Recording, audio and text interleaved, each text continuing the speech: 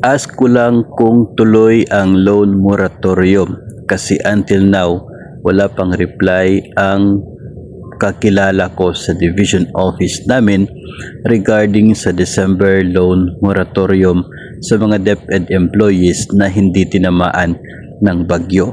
So muli po ay atin pong pag-usapan ito pong issue sa loan moratorium. Sa ngayon po ay wala pa po tayong nababasa na opisyal na pahayag sa status ng loan moratorium na ito. Ibig sabihin ay wala pa pong kasiguraduhan ang loan moratorium para po sa December hanggang doon po sa Marso. Ito lamang po yung malinaw na request ng DepEd sa pamamagitan ng Secretary Angara na magkaroon sana ng loan moratorium. Ni-request niya ang mga private lending institution, kabilang na rin ang GSIS.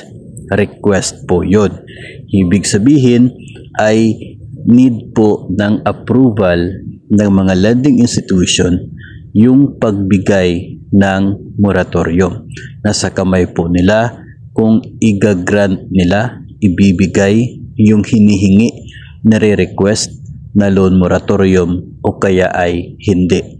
So, sa ngayon, wala pa po tayong sagot na nakukuha o kaya ay pahayag from DepEd as to the reply of the private lending institutions.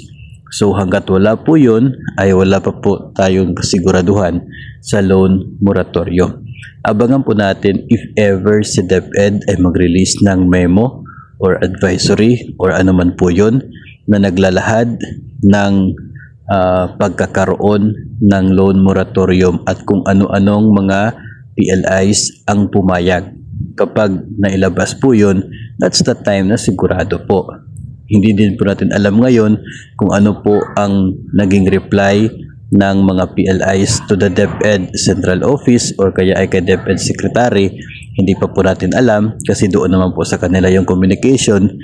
So, abangan na lamang po natin yung official announcement ng DepEd kung matutuloy at kung ano-anong PLIs yung magkakaroon ng moratorium. May chance kasi na isa, dalawa sa mga PLI ay papayag tapos yung iba ay hindi. Then, if mangyayari po yun, yung mga PLIs na yun, sa kanila lang yung moratorium, yung mga hindi pumayag, wala.